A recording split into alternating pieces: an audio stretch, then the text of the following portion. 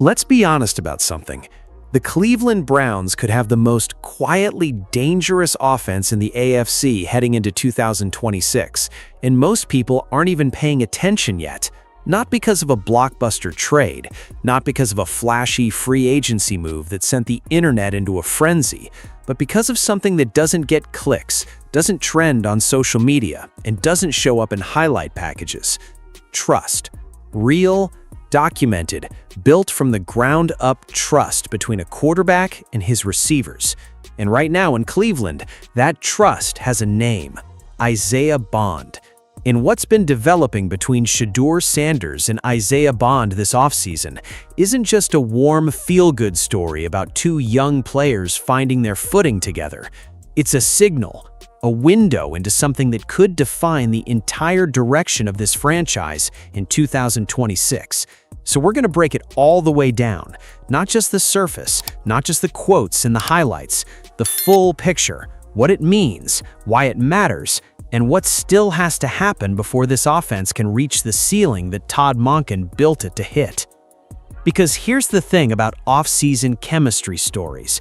Most of them are noise. Players say the right things, the organization puts out feel-good content, and by week 3 of the regular season, none of it translates. But every once in a while, you catch something real, something that shows up not just in interviews, but on tape, in rep quality, in the kinds of plays that make coaches stop mid-drill and take note. And what's been documented between Shedeur Sanders and Isaiah Bond over the past several weeks falls squarely into that second category. This is not manufactured enthusiasm. This is the real thing. And if you care about where this Browns offense is going, you need to understand exactly what's being built and exactly what's still missing.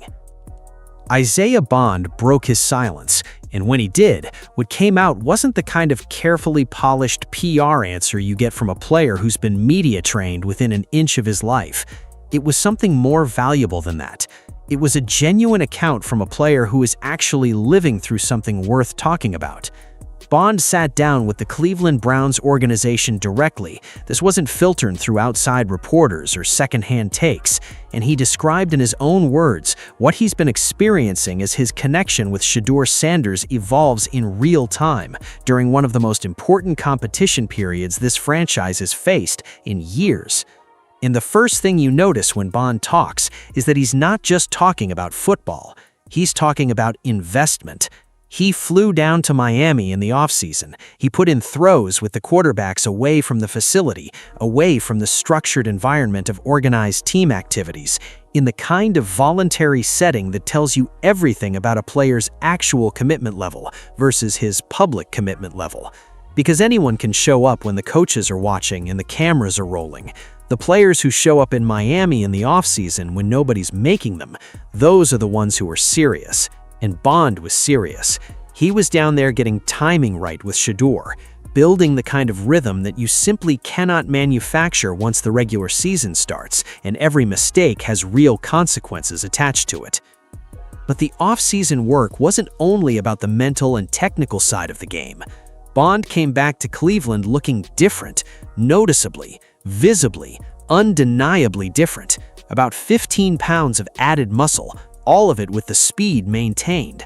Think about what that means for a receiver whose calling card has always been that elite deep threat ability. Because the criticism that always follows a burner receiver, the guy who can absolutely fly, but who defensive backs feel comfortable pressing because he doesn't have the frame to fight through physical coverage, Bond addressed that criticism head-on in the weight room. He came back bigger, stronger, and by his own account, more equipped to combat the physical demands of playing at the NFL level. That's not a guy who's coasting on his raw talent. That's a player who identified a weakness, attacked it aggressively, and came back ready to make it a strength. In that mentality, that specific hunger is exactly the kind of energy that a developing quarterback needs around him. Now, before we get too deep into what Bond specifically brings to Shedeur's development, we need to talk about what quarterback-receiver chemistry actually means at the NFL level, because this is one of those concepts that gets thrown around constantly in football conversations, but rarely gets broken down in a way that makes clear why it matters so much and what it actually looks like when it's real versus when it's just two players sharing a roster.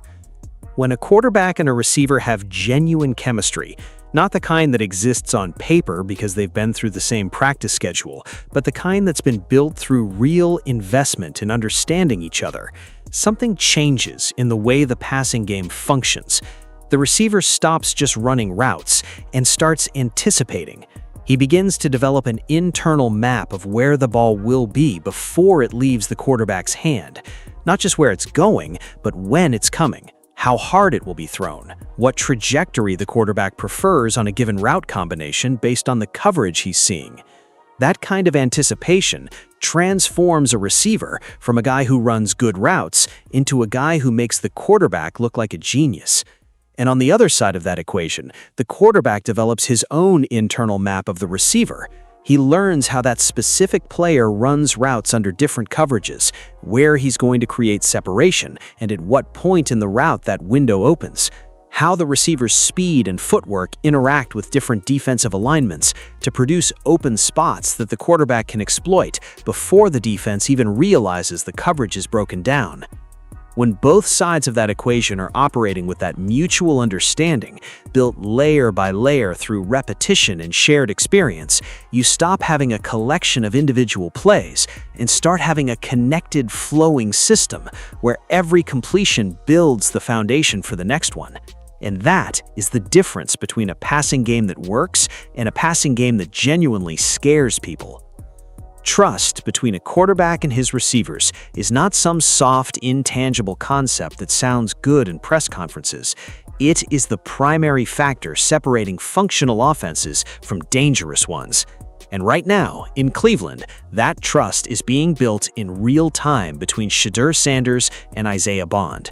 And it's being built the right way, through reps, through investment, through showing up in Miami when nobody's requiring it, and putting in the kind of work that doesn't make the highlight reel, but absolutely shows up in the outcomes when the games actually matter. Here's where it stops being theoretical, because the Bond-Shedeur connection isn't just something they're talking about, it's something that's been showing up on tape. Through multiple practice sessions over the past few weeks, the chemistry between these two has been visible, documented, and undeniable to anyone who's been watching with serious analytical attention. This isn't a case of observers projecting chemistry onto two players because the narrative is convenient. This is rep quality. This is the kind of plays that coaches stop and acknowledge because what they're seeing isn't the product of luck or favorable circumstance. It's the product of two people who have invested in each other, showing up in a competitive environment and delivering. The moment that crystallized it, the one that made even the most skeptical observers take notice, came during a one-on-one period in practice. Bond lined up on the outside, and when Bond lines up on the outside in a one-on-one situation against a defensive back, something very specific happens. You can feel the energy shift. Players notice, coaches notice, because everyone out there knows what Bond can do when he gets a clean release and open space in front of him. But what happened next wasn't just about Bond's speed or his route running ability. It was about what Shedeur did with the football. He threw a perfect ball.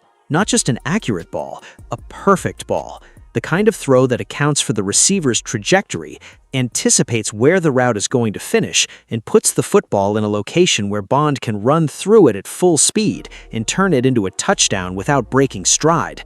That's not a throw you make to a receiver you don't trust.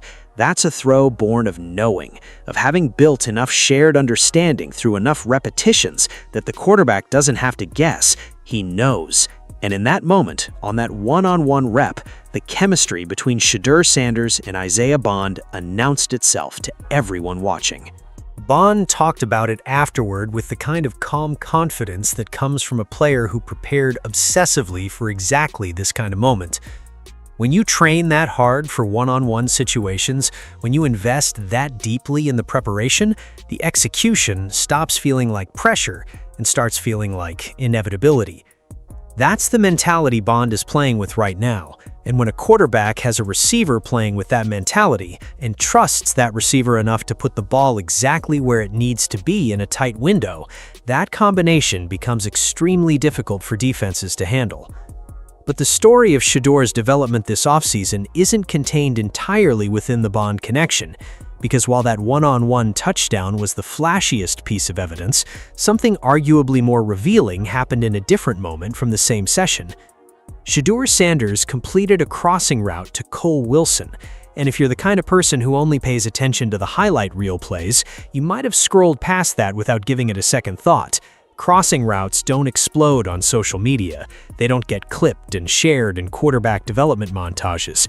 But to anyone who understands what that throw actually demands from a quarterback, the Cole Wilson completion was one of the most significant things Shedeur did all week. Here's why.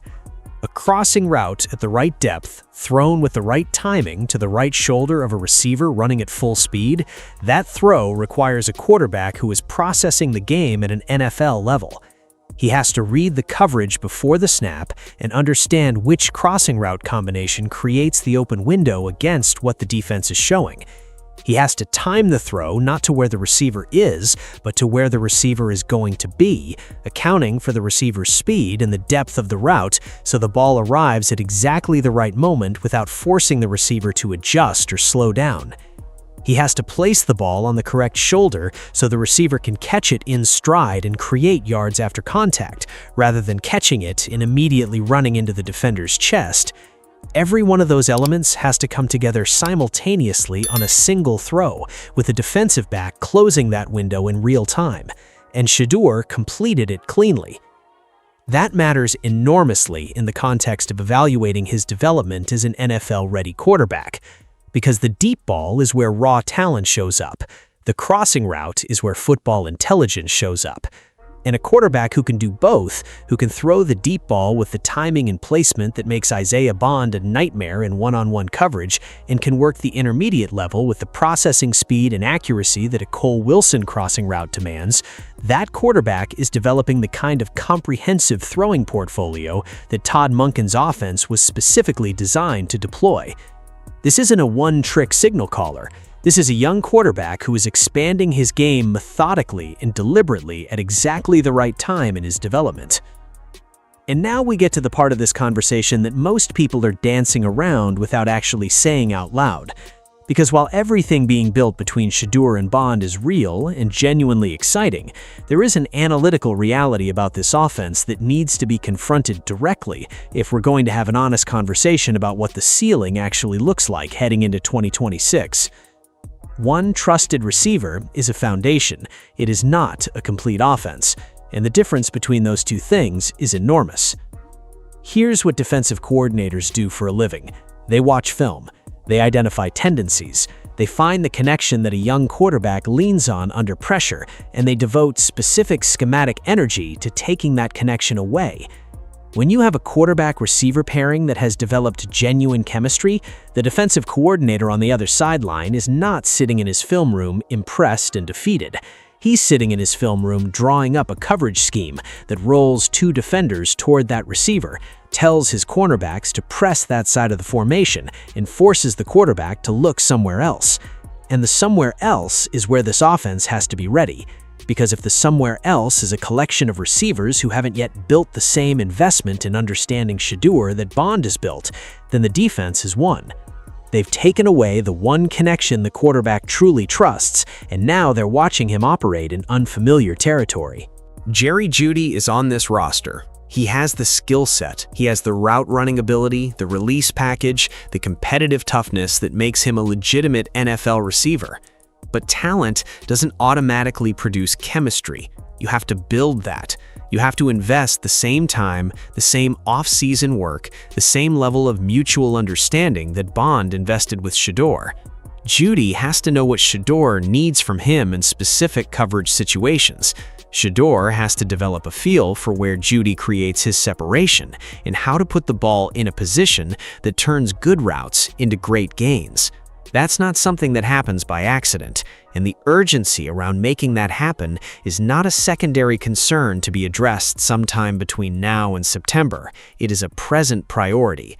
Every practice day that passes without that investment deepening is a day that can't be recovered once the regular season starts, and the speed of competition makes chemistry gaps expensive. Casey Coopson came into this receiver room with serious expectations attached to him. Denzel Boston has the physical tools that make scouts excited. The talent level in this receiver room on paper is genuinely impressive. But paper talent means almost nothing until it's connected to the quarterback through the kind of developed chemistry that makes an offense unpredictable. Unpredictable offenses win in the NFL. Predictable ones, regardless of how talented the individual players are, get schemed into manageable situations by good defensive coordinators who have 2 weeks to prepare and a film room full of tendencies to exploit. The bond connection is real, and as positive as it is, cannot be the only real connection Shedeur has when the season begins. The rest of the room has to follow Bond's lead and make the investment. Let's bring this all the way back to Shedeur Sanders, because ultimately, everything in this conversation, the bond chemistry, the Cole Wilson crossing route, the urgency around spreading that chemistry across multiple receivers, all of it flows back to what it means for the young quarterback who is supposed to be at the center of this offense going forward. A quarterback with at least one real, trusted receiver is operating in a completely different psychological framework than a quarterback who goes into every play in a state of complete uncertainty about where his reliable option is. That difference is enormous, and it's often underestimated by people who evaluate quarterback play purely through statistics and completion percentages. Because when a play breaks down, when the protection collapses earlier than expected, or the designed play doesn't develop the way it was drawn up, or the coverage takes away the first read, and the quarterback has to improvise in real time, the first thing he reaches for is the connection he trusts, the receiver he knows is going to be where he expects him to be, the window he's thrown through enough times that he can get the ball there under duress without thinking. Bond is that for Shedeur right now, and having that foundation changes everything about how a young quarterback is able to function in the moments when games are actually decided. Think about what it means for a quarterback to have that safety valve, not in a check-down sense, but in a trust sense. When a defense is bringing pressure and the pocket is collapsing and everything is happening faster than the play was designed to unfold, the quarterback who has a receiver he truly trusts has a compass. He knows where to go. He has a connection that has been tested and validated through enough shared repetitions that it functions almost automatically under pressure. The quarterback who doesn't have that, who looks up in that situation and sees a group of talented but not yet trusted receivers, is in a much harder position. He has to guess, and guessing in the NFL leads to interceptions, and interceptions lead to lost games, and lost games lead to the kind of narrative spiral that can derail a young quarterback's development before it ever reaches its potential. Shedeur has Bond. That's not nothing. That's actually a significant piece of his foundation as an NFL quarterback in 2026, and the Cole Wilson connection developing alongside it, evidenced clearly by that crossing route completion, suggests that Shedeur is actively working to expand his network of trusted options, rather than relying on one relationship. That's the right mentality. That's the developmental trajectory you want to see from a young quarterback who understands what it takes to run a sophisticated pro offense. What Todd Monken built in Cleveland is not a system that was designed to thrive with one receiver and a collection of decoys around him. It's a system that demands multiple legitimate threats operating at different levels of the field simultaneously, forcing defensive coordinators into impossible choices. Do you roll coverage toward Bond and leave the intermediate crossing routes open for Wilson? Do you press the boundary and give Judy free releases into the middle of the field? Do you play too high safety and give the underneath options room to operate, or do you load the box and dare Shedeur to beat you over the top? Those are the kinds of decisions a defense has to make when every receiver on the field is connected to the quarterback through genuine chemistry.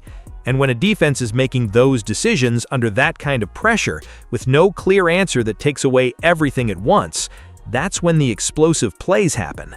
That's when the offense starts putting up the kind of numbers that change how people talk about this team. But getting to that point requires the work that Bond has already started.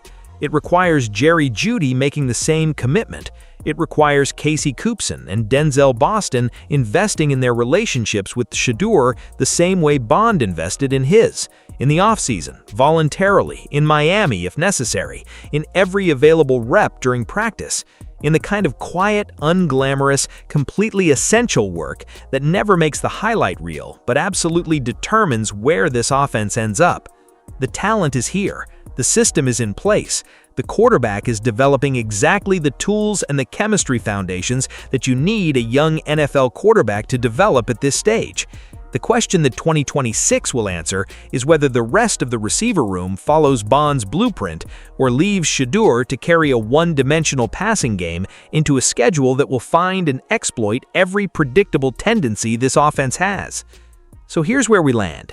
Isaiah Bond came back bigger, stronger, and more connected to his quarterback than anyone outside the building fully appreciated until the tape from this offseason started coming out.